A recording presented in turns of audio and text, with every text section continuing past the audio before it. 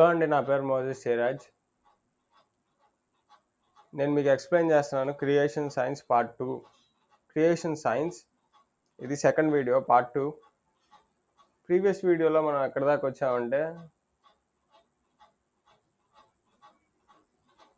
Page number 23,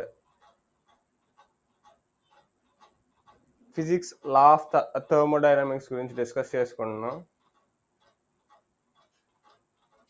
ఎవల్యూషనిస్ట్ ఈ theories ఎందుకు మీకు కాంట్రడిక్ట్ చేస్తున్నాయి, మీ థీరీస్కి, మీ ఎవల్యూషన్ థీరీకి ఎందుకు మ్యాచ్ అవ్వట్లేదు, ఎవ్రీథింగ్ టెన్స్ టు డిసార్డర్, ఎందుకు ప్రతిదీ నాశనం అయిపోతుంది. బైబిల్ ఎక్స్ప్లెనేషన్ ఇచ్చింది, ప్రతిదీ వస్త్రం వల్ల పాతకిలిపోతుందని. మల్టిపుల్ చాప్టర్స్, డిఫరెంట్ బుక్స్లో చాప్టర్స్, వర్సెస్లో సామ్స్ 102, 25, 26, కీర్తనలు 102, 25, 26, ఐజయా 51:6 అండ్ హీబ్రూస్ 1:10-11. వీటన్నిటిలో సెకండ్ లా ఆఫ్ థర్మోడైనమిక్స్కి జరిగేది చెప్తుంది, యూనివర్స్ అలాగే వెళ్తుంది. కానీ క్రియేషనిస్ట్ థియరీ చెప్పినట్టు అది వెళ్ళట్లేదు. Everything we observe in this universe verifies the law of the thermodynamics. మనం ఈ యూనివర్స్లో ప్రతిదీ అబ్జర్వ్ చేసేది ఈ యూనివర్స్ థర్మోడైనమిక్స్ లాస్ని వెరిఫై చేస్తుంది. We observe in the universe verifies universe thermodynamics లాస్ని వెరిఫై చేయడం మనం అబ్జర్వ్ చేసి వస్తుంది. The universe is wearing down, not winding up.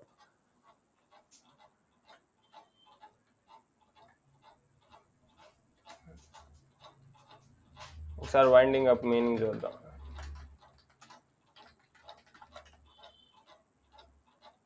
Process of dissolving.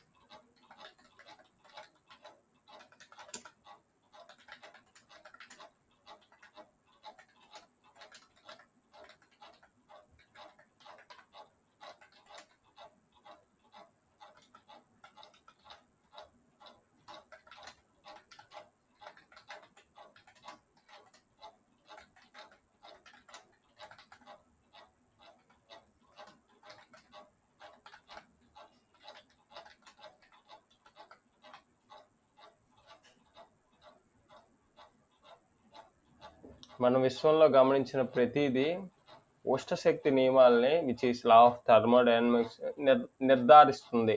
విశ్వం పడిపోతుంది, చక్కగా నడుస్తున్నది కాదు. విశ్వం అనేది చక్కగా నడవట్లేదు, అది పడిపోతుంది, పాడైపోతుందని మనకి నిర్ధారిస్తుంది ఈ విశ్వం. Evolutionists assume that the adding energy open system will overcome the second law of thermodynamics. అయితే ఎవల్యూషనిస్ట్లు ఏమనుకుంటారంటే, ఓపెన్ సిస్టమ్కి ఎనర్జీ యాడ్ చేస్తే అది సెకండ్ లా ఆఫ్ థర్మోడైనమిక్స్కి దాన్ని ఆపోజిట్గా డిఫరెంట్గా పనిచేస్తుంది, బ్రేక్ చేస్తుంది ఆ లా అని అనుకుంటారు. The universe is a closed system. Universe అనేది ఓపెన్ సిస్టమ్ కాదు, closed system. Adding is a destructive without a complex mechanism to harness energy. Adding energy is a destructive. Pearl హార్బర్కి ఎనర్జీ యాడ్ చేశారు, అది destroy అయిపోయింది, Japanese. అలాగే return in ఫేవర్తో America Japanese సిటీస్కి, Hiroshima, నాగసాకికి ఎనర్జీ యాడ్ చేసింది, ఆటమ్ బాంబ్. అది డిస్ట్రక్టివ్. ఎనర్జీని ప్రాపర్గా హార్నెస్ చేసి యూస్ చేస్తే తప్ప adding energy is a destructive process. The Japanese added lots of energy to Pearl Harbor in 1941. It did not organize anything. The sun's energy will destroy a roof, house, house paint job. సిమిలర్గా Sons energy మన రూఫ్ని పాడు చేస్తుంది, ఇంటిని పాడు చేస్తుంది, కార్ని పాడు చేస్తుంది, పెయింట్ జాబ్ని పాడు చేస్తుంది. ప్రతిదాన్ని ఈ లోకంలో ఉండే ప్రతిదీ ఏదైతే డస్ట్ని క్రియేట్ చేయబడిందో everything tends to disorder except one thing, plants. Only a very complex molecule called chlorophyll can harness the sun's energy. One cell of a leaf is more complex than a city. ఒక leaf యొక్క cell more complex than city. ఎవల్యూషనిస్టులు ఏమని believe చేస్తారంటే ఆ complex intelligence ఆ లీఫ్కి దానంతట అదే పుట్టింది అనుకుంటారు. ఒక ఇంటెలిజెన్స్ బిహైండ్ ఆ నాలెడ్జ్ఫుల్ క్రియేట్ చేశాడు అని వీళ్ళు అనుకోరు. The evolutionist open system excuse to believe the second law of thermodynamics does not apply to earth is silly. Next page number 24. The law of conservation of angular momentum. The Big Bang is a big dud. The law of conservation of angular momentum describes the tendency of spinning object to continue spinning in the same direction. Law of conservation of angular momentum. ఇప్పుడు దానికి ఒక example ఇస్తారు Kent hold. Just as something travelling along a path. ఇప్పుడు మనం ఒక rope ఒక ball పట్టుకొని మనం ఇలా తిరుగుతా ఉంటే ఆ రోపు ఆ ఎడ్జ్లో ఉన్న బాల్ తిరుగుతూ ఉండిద్ది లైక్ హ్యామర్ త్రో. దాన్ని సడన్గా వదిలేస్తే మనం తిరిగిన రొటేషన్ డైరెక్షన్లో వదిలిన చోటకి అలా తిరిగిద్ది అది. దానికి మనకి గ్రావిటీ ఏ ఫోర్సెస్ లేకపోతే కంటిన్యూస్గా తిరుగుతూ ఉంటుంది. బిగ్ బ్యాంగ్ ఎవల్యూషనిస్టులు ఏమని చెప్తారంటే ప్లానెట్స్ అలాగ ఒకదాని నుండి విడిపోయి ఫామ్ అయింది కాబట్టి అది దానికి సంబంధించి అది యాంగులర్ మొమెంటంలో law of conservation of angular మొమెంట్లో తిరుగుతున్నాయి, అది రీజన్ అని చెప్తారు. అయితే కొన్ని ప్లానెట్స్ ఏదంటే డిఫరెంట్ డైరెక్షన్లో తిరుగుతున్నాయి, దానికి వాళ్ళు సమాధానం చెప్పరు. ఎగ్జాంపుల్ ఏంటంటే just as something travelling along a path tends to stay moving in that direction, linear momentum. The same is true for a spinning object. It continues to spin in the same direction. As an example, children riding a merry-go-round అనే మనం పార్క్స్లో చూస్తాం కదా merry-go-round. ఒకసారి మీకు చూపిస్తాను merry-go-round.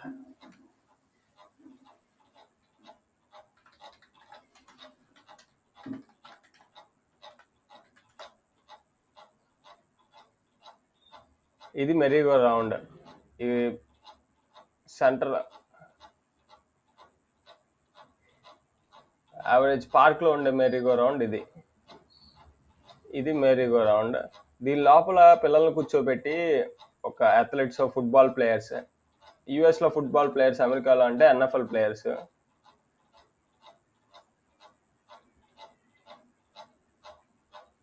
Rugby players, వాళ్ళని కొంతమందిని తీసుకొచ్చి దాన్ని కంటిన్యూస్గా తిప్పుతూ ఉంటే the scientific law contradicts the big bang theory. వాళ్ళు ఒక సర్టెన్ పాయింట్ తర్వాత ఫుల్ స్పీడ్ ఒక పాయింట్ దాకా వాళ్ళు దాన్ని గ్రాప్ చేసుకొని ఉండగలరు. సూపర్ స్పీడ్ వాళ్ళు తట్టుకోలేనంత, పిల్లల్ని తట్టుకోలేనంత తిరిగితే ఏమైంది, వాళ్ళు వెళ్ళి ఆ తిరిగే మోషన్లో వాళ్ళు బయటికి ఎగురుతారు. Unless they reach with certain object.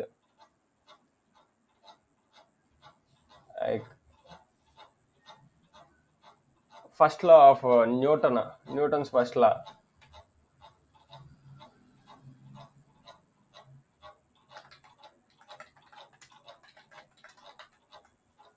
of motion.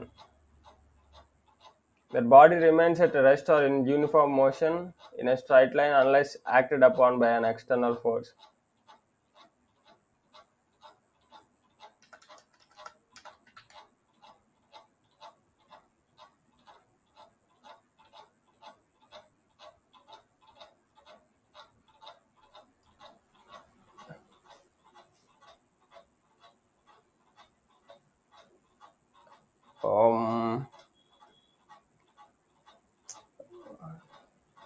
Object.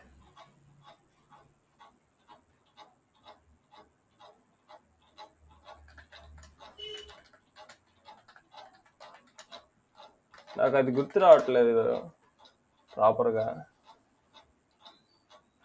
అయితే ఒక ట్రీకో దేనికో వాళ్ళు తగిలేదాకా వాళ్ళు తగులుతారు అలా ఎగిరి, అది వచ్చేదాకా లేదా గ్రావిటీ వాళ్ళని ఆపేదాకా వాళ్ళు బయటికి సేమ్ ఆ మోషన్లో తిరిగి పడతారు. Linear momentum.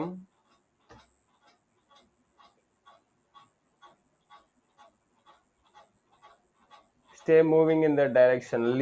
Linear momentum. Similar మొమెంటంలో ఇది కింద ఇక్కడ ఎక్స్ప్లెనేషన్ ఇచ్చారు కదా, సేమ్ ఈ ప్లేస్లో. Spinning in the same direction as the merry-go-round. This scientific law contradicts the Big Bang theory, which proposes that a spinning cosmic explosion started the universe into its evolutionary process. If the Big Bang were true, all the planets should be spinning in the same direction. ఒకవేళ big bang కనుక correct అయి ఉంటే ప్రతి ప్లానెట్స్కి the law of conservation of angular momentum apply అయి ఉండాలి కదా.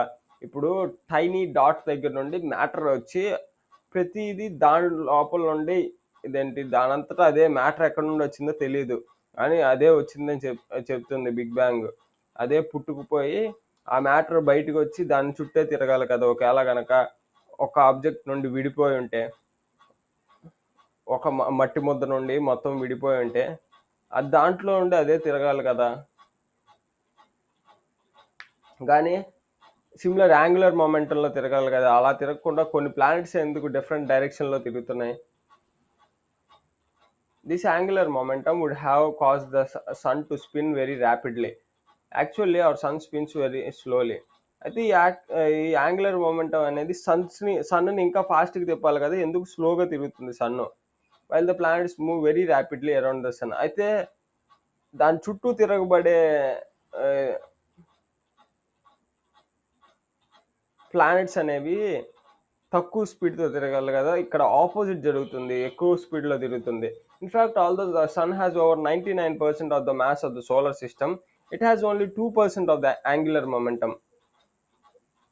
సన్కి 99% మన సోలార్ సిస్టంలో బరువు ఉంటే మోస్ట్ ఆఫ్ ద బరువు సన్కే ఉంది. అంటే మన సోలార్ సిస్టంలో 100% పదార్థం ఉంటే అందులో 99% పదార్థం సన్నే ఉంది. అది పెద్ద పదార్థం అన్నిటికంటే. Of the mass of the solar system it has only 2% of the angular momentum. అయితే దానికి యాంగులర్ మొమెంటం కేవలం 2% ఉంది. This pattern is direct opposite to the pattern predicted for the nebular hypothesis. ఇది నెబ్యులర్ హైపోథసిస్ అనే థియరీకి complete opposite ప్యాటర్న్గా మనకు కనపడుతుంది. Doctor H Reeves, the origin of the solar system, Dermott, SF ed, John Wiley and Sons, New York, page number 9, 1978. ఇక్కడ ఈ nebular hypothesis doctor H Reeves, ఇది reference point మీకు ఈ బుక్లో పేజ్ నెంబర్ 9లో 1978లో రాసిన book. The Big Bang is a big dud. The ultimate origin of the solar system angular momentum remains obscure. Well-known solar system evolutionist scientist Dr. Stuart Ross Taylor, Solar System Evolution, A New Perspective, Cambridge University Press. Venus, Uranus and possibly Pluto rotate backwards from the other 6 planets. Venus, Uranus, Pluto ఇవన్నీ backward డైరెక్షన్లో తిరుగుతున్నాయి. మిగతా తిరిగే 6 ప్లానెట్స్కి different డైరెక్షన్లో తిరుగుతున్నాయి. అయితే angular momentum ఇక్కడ contradict చేస్తుంది. ఎవల్యూషన్ థియరీ కరెక్ట్ కాదని, మ్యాచ్ చేయట్లేదు. I have little hesitation in saying that a sickly pall now hangs over the Big Bang theory. Sir Fred Hoyle, astronomer, cosmologist and mathematician, Cambridge University, The Big Bang Theory Under Attack, Science Digest.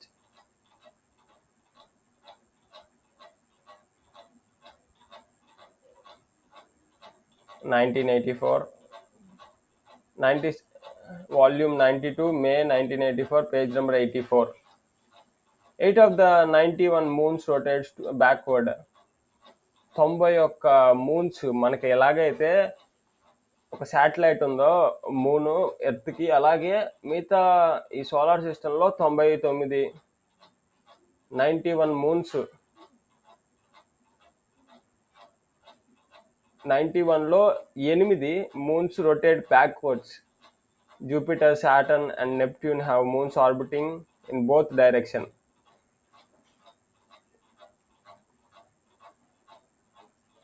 జూపిటర్కి, సాటర్న్కి, నెప్ట్యూన్కి రెండు డైరెక్షన్లలో తిరిగే మూన్లు ఉన్నాయి. ఇది కూడా the law of conservation of angular momentum లాని కాంట్రడిక్ట్ చేస్తుంది evolution theory.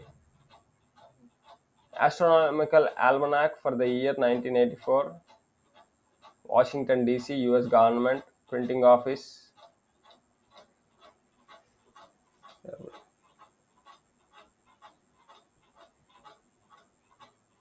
Evidence for a young universe. Universe billions and billions of millions of years లేవు యూనివర్స్కి. బైబిల్ చెప్పినట్టు అది మిలియన్స్ అండ్ బిలియన్స్ కాదు, అది యంగ్ 6000 years బ్యాక్ క్రియేట్ చేయబడింది. సిమిలర్గా నియర్గా 6000 years back create చేయబడింది. దానికి సాక్ష్యం మనం ఏ విషయం అయినా సైంటిఫిక్గా తెలుసుకోవాలి. బైబుల్ రైటా, సైన్స్లో ఉండే అబద్ధపు poison mixed with truth, the lies, theory of evolution, అది ఎందుకు రాంగ్, అది ఎందుకు రైట్ కాదని మనం తెలుసుకోవడానికి సైంటిఫిక్ మెథడ్లోనే వెళ్ళాలి. సైంటిఫిక్ మెథడ్ అంటే అబ్జర్వ్, టెస్ట్, డెమాన్స్ట్రేట్. ఈ principles 5 to 6 of the scientific steps మనం ఫాలో అవ్వాలి సైంటిఫిక్ మెథడ్ యూజ్ చేసేటప్పుడు మనం సత్యం తెలుసుకోవడానికి. Evidence for a young universe, galaxies.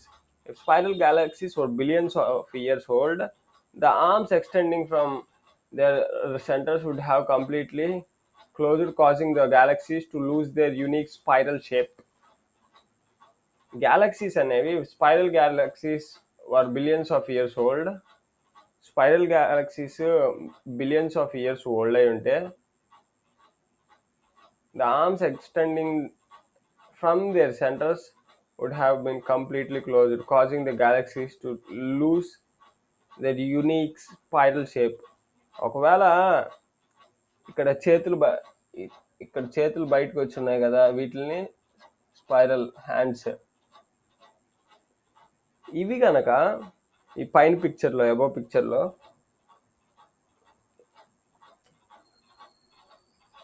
ఆ స్పైరల్ యూనివర్స్ కనుక బిలియన్స్ ఆఫ్ ఇయర్స్ బ్యాక్ అయి ఉంటే అది పాటికి లూజ్ అయిపోవాలా అని చెప్తున్నాడు red giants. Evolutionist teach that the red giant stars change into white dwarf. ఒక పెద్ద ఎవల్యూషనిస్ట్స్ ఏమైతే థియరీని నమ్మే వాళ్ళు ఏదైతే చెప్తారంటే, ఒక పెద్ద ఎర్రని స్టార్, మనకు కూడా సోషల్ టెక్స్ట్ బుక్లో అదే కథ చెప్తారు. ఫస్ట్ అది బాగా వేడి నుండి చల్లారడం వల్ల ప్లానెట్స్ వచ్చినాయి. ఒకప్పుడు మన ఎర్త్ కూడా ఒక వేడి పదార్థం, అది ఒక స్టార్ మెటీరియల్. సిమిలర్ ఇలాంటి ప్రిన్సిపల్స్ కదా చెప్పేది. ఒక giant red star change into a white dwarf. ఒకప్పుడు పెద్దగా ఎర్రగా వెలిగిపోతున్న స్టారు అది ఒక చిన్న పొట్టిగా ఉండే చిన్నగా అయిపోయే డ్వార్ఫ్ కింద, తెల్లని డ్వార్ఫ్ కింద అయిపోద్ది మిలియన్స్ ఆఫ్ ఇయర్స్ టైంలో. అయితే at Cyrus is an example of a red star becoming white with in the past 2000 years. అయితే సైరస్ అనే ఒక star last 2000 years of records లో చూసుకుంది ఏంటంటే, సైరస్ కేవలం 2000 సంవత్సరాల పరిధిలోనే అది రెడ్ కలర్లో ఉండేది వైట్ కలర్లో మారిపోయింది. అయితే మేబీ మనం వాళ్ళు అనుకున్నంత టైం పట్టకపోవచ్చేమో, అది ఇంకా తక్కువ టైమే, maybe millions and billions of years లేవేమో అని మనం అక్కడ పరిగణలోకి తీసుకోవాలి.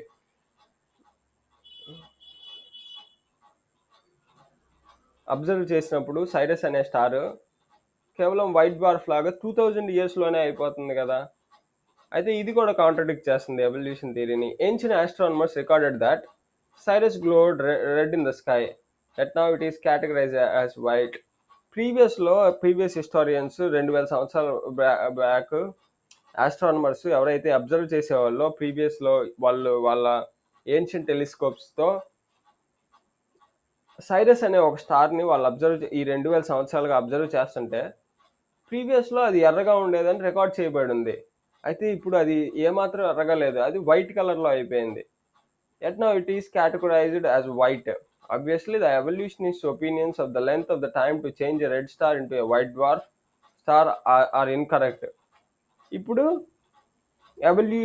ఎవల్యూషనిస్ట్ చెప్పేటప్పుడు red colour giant star white dwarf అవడానికి మిలియన్స్ ఆఫ్ ఇయర్స్ పట్టవు అనే, మిలియన్స్ ఆఫ్ ఇయర్స్ పడతాయి అనేది అబద్ధం. ఇప్పుడు మనం ఈ థియరీ అంతా తెలుసుకున్న సైరస్ గురించి చూసి అబ్జర్వ్ చేసిన తర్వాత సైంటిఫిక్ మెథడ్లో వెళ్ళిన తర్వాత అది మనకు అబద్ధం ప్రూవ్ అవుతుంది. Jupiter and sun, these two planets radiate more heat than they receive from the sun.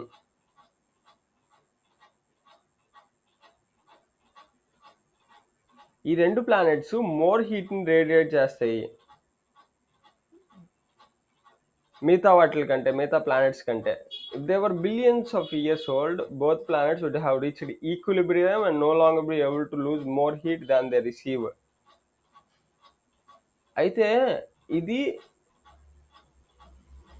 Billions of years ఉండుంటే ప్లానెట్స్ ఏజ్ అది ఈక్విలిబ్రియం సమానత్వం రీచ్ అయిపోయి అది ఇంకా ఏమాత్రం ఎక్కువ హీట్ని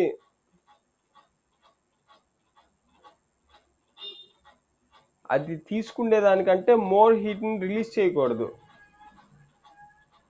Egyptian hieroglyphics from 2000 BC described Sirius as red. ఇక్కడ మనం సైరస్ రెడ్ అని ఎక్కడ రిటర్న్ చేసుకుందని రెఫరెన్స్ చూస్తున్నాం. Egyptian hieroglyphics 2000 years before Christ described Sirius as.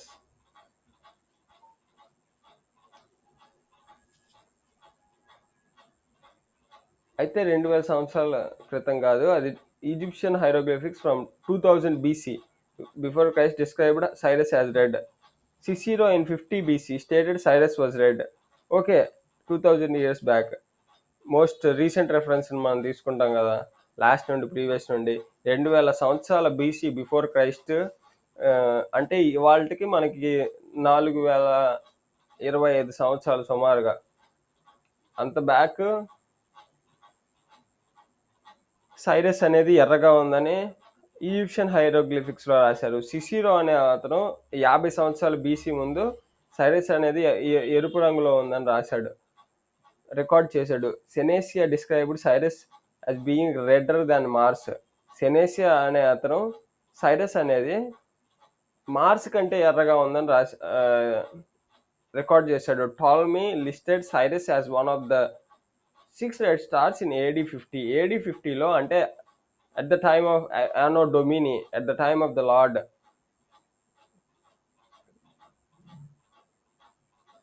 AD 150లో రెడ్ కలర్లో సైరస్ ఉందని చెప్పాడు. అంటే సుమారు 1900 years back, 1925 similar years.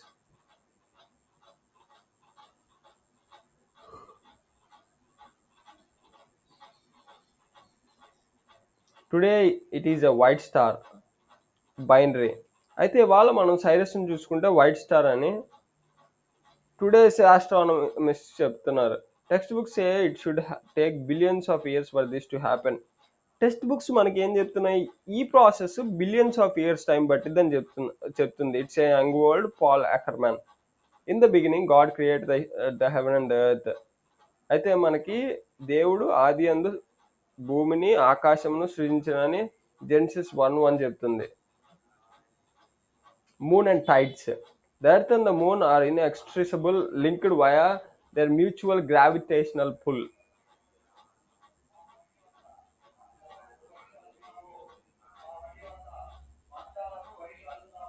Moon ఏంటంటే దాన్ని ఆ శాటిలైట్ రొటేట్ అవ్వబడి మూన్ ఎర్త్ చుట్టూ తిరిగి టైడ్స్ని, అంటే అలలు రావడానికి మనకి సముద్రంలో, అది మనకి మన ఎర్త్కి సహాయం చేస్తుంది. దేవుడు అలాగా టైడ్స్ని క్రియేట్ చేయడానికి ఆయన దాన్ని అలా అది one of the reason. Moon మనకి టైడ్స్ రావడానికి, టైడల్ వేవ్స్ రావడానికి మూన్ కారణం.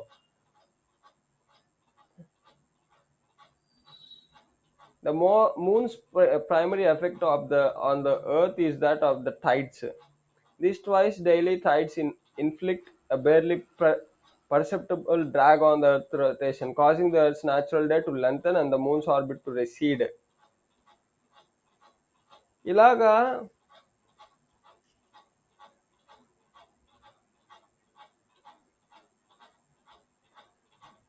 ఈ టైడల్ వేవ్స్ కోసం మన ఎర్త్కి గ్రావిటేషనల్ దగ్గర అయ్యి గ్రాడ్యువల్గా మూన్ అనేది ఎర్త్కి ఇంకా దగ్గరికి అయిపోతుంది, దూరం వెళ్ళిపోతుంది ఆ ఆర్బిట్ రొటేషన్ వల్ల. ఇంకా ఇంకా గ్రాడ్యువల్గా ఎర్త్ నుండి మూన్ దూరం వెళ్ళిపోతుంది.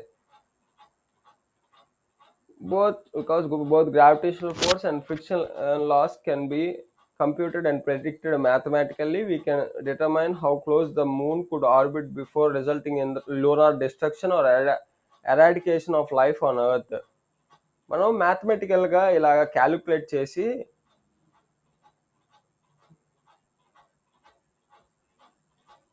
lunar destruction or eradication of life on the earth ని ఫైండ్ అవుట్ చేయొచ్చు.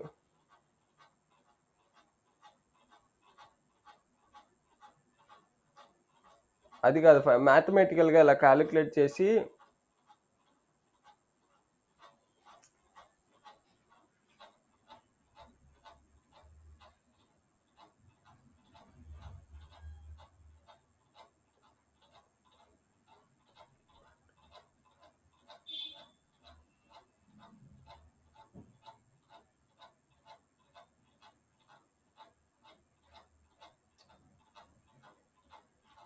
ఆ రొటేషన్ టైడల్ వేవ్స్ని క్రియేట్ చేసి ఆ డ్రాగ్ మూన్ ఏదైతే క్రియేట్ చేస్తుందో గ్రావిటేషనల్ పుల్ని, దానివల్ల టైడల్ వేవ్స్ క్రియేట్ చేయబడతాయి. అది గ్రాడ్యువల్గా దాని ఆర్బిట్ బిగ్గర్ అయిపోతుంది, అది ఎర్త్ నుండి దూరం వెళ్ళిపోతుంది.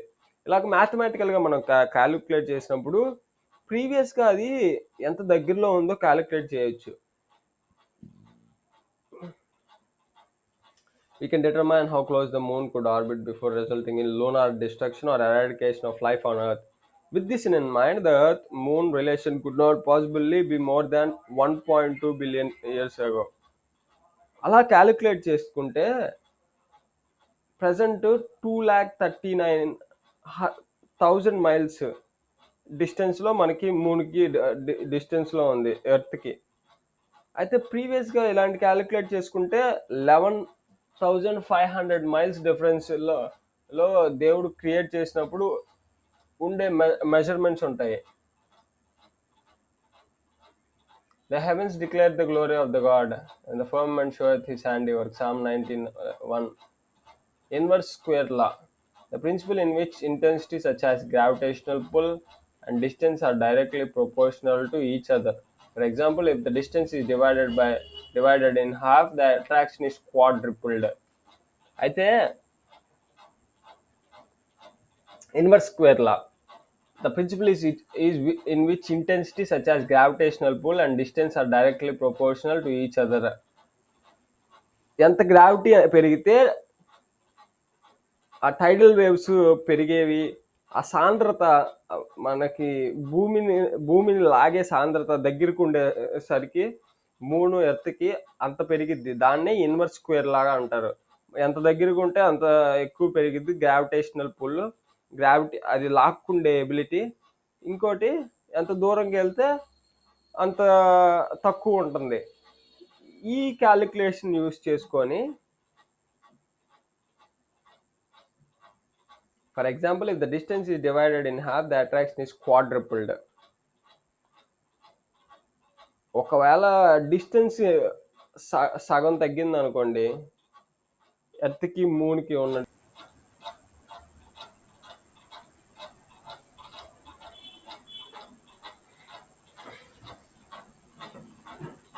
ఒక థియరీ కరెక్టా కాదా అని మనం తెలుసుకోవడానికి ఎవల్యూషన్ థియరీ కరెక్టా, క్రియేషన్ థియరీ కరెక్టా, జనరల్గా మనం జనరల్గా మనుషులకు ఉండే ఈ టూ వరల్డ్ వ్యూస్ ఎప్పుడు కాంట్రడిక్ట్ అయ్యి జనాలు ఎప్పుడు ఫైట్ చేసుకుంటూనే ఉంటారు, మా థియరీ కరెక్ట్ లేదా మా థియరీ కరెక్ట్ అని. ఇప్పుడు బ్లైండ్గా మనం ఫైట్ చేసే బదులు సైంటిఫిక్ మెథడ్లో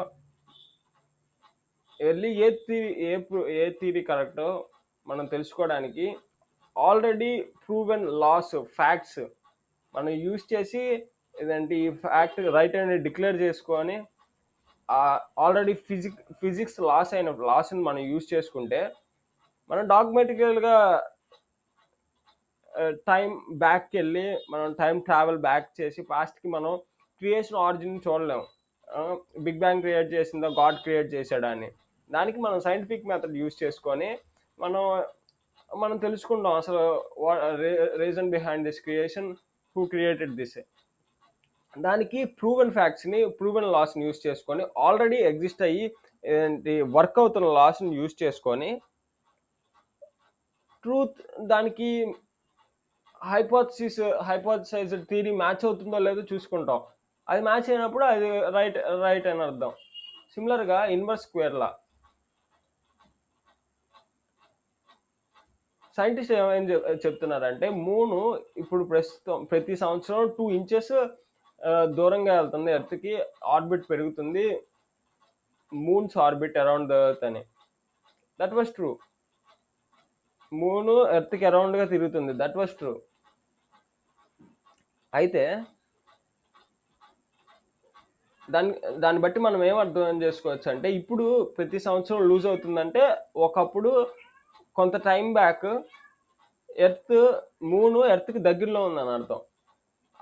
అలాగా క్యాలిక్యులేషన్స్లో మ్యాథమెటికల్గా మనం వెనక్కి వెళ్తే జస్ట్ 30 million years బ్యాక్కి వెళ్తే మూను ఇప్పుడు ప్రస్తుతం 2,39,000 మైల్స్ దూరంలో ఉంటే 30 million years బ్యాక్ 11,50,000 మైల్స్ దూరంలో ఉండే అంత దగ్గరికి తీసుకురావచ్చు. ఇన్వర్స్ స్క్వేర్ లా ఏంటంటే the principle in which intensity such as gravitational pull and distance are directly proportional to each other. Intensity and gravitational pull planets are ఒక రెండు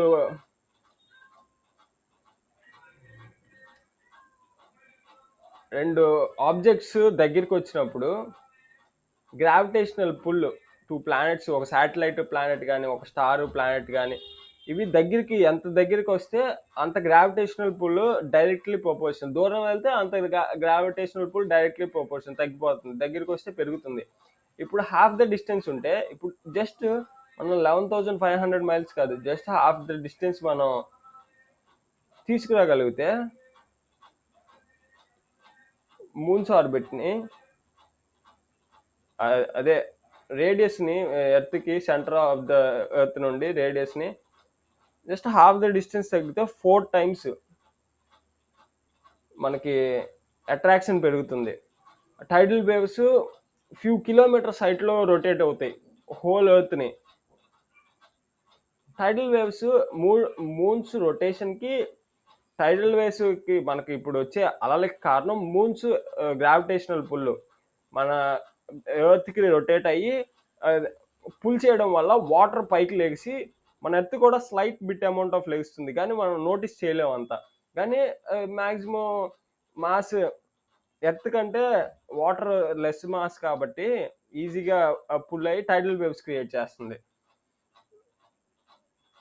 ఇప్పుడు అది అరౌండ్ ద ఎర్త్ తిరిగినప్పుడు 30 million years బ్యాక్ వెళ్తే సెంటర్కి తీసుకుంటే few kilometers హైట్లో తిరుగుతూ ఉంటాయి టైడల్ waves around the earth cover చేసి.